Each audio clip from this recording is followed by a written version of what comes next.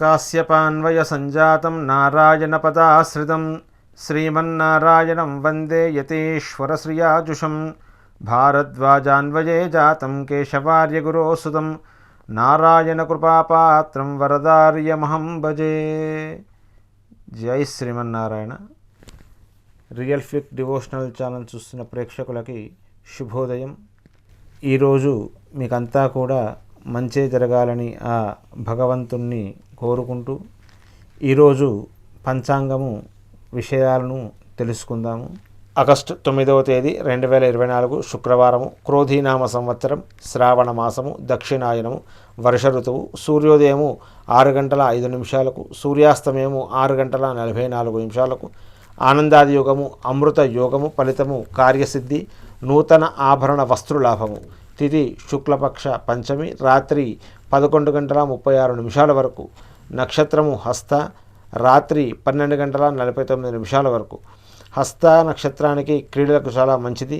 విలాసవంతమైన వస్తువులను ఆస్వాదించడము మరియు పరిశ్రమలు ప్రారంభం చేయడము, నైపుణ్యం కలిగిన శ్రమ వైద్య చికిత్సల విద్యను ప్రారంభం చేయడము, ప్రయాణాలు చేయడము మరియు స్నేహితుల దగ్గరికి వెళ్ళడము లేదా ఏదైనా వస్తువులు కొనడము లేదా అమ్మడము, ఆధ్యాత్మిక కార్యకలాపాల పనితీరు మరియు అలంకరణలు, లలిత కళలు, ఇవి అన్నిటికీ కూడా చాలా మంచినటువంటి సమయము.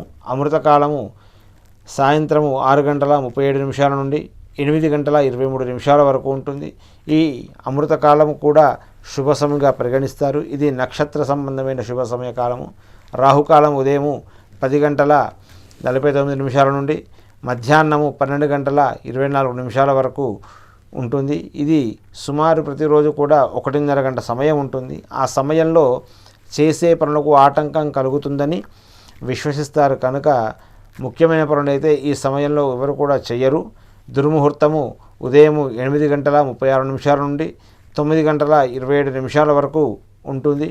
దుర్ముహూర్తము ఉదయం 8:36 నుండి 9:27 వరకు. తిరిగి మధ్యాహ్నము 12:49 నుండి 1:40 వరకు ఉంటుంది. వర్జము ఉదయం 7:30 నుంచి 9:16 వరకు ఉంటుంది.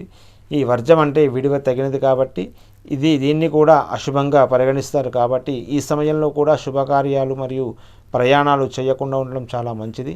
వర్జం వెళ్ళిన తర్వాత మీ కార్యక్రమాలు చేసుకోవాల్సిందిగా సూచిస్తూ జై శ్రీమన్నారాయణ.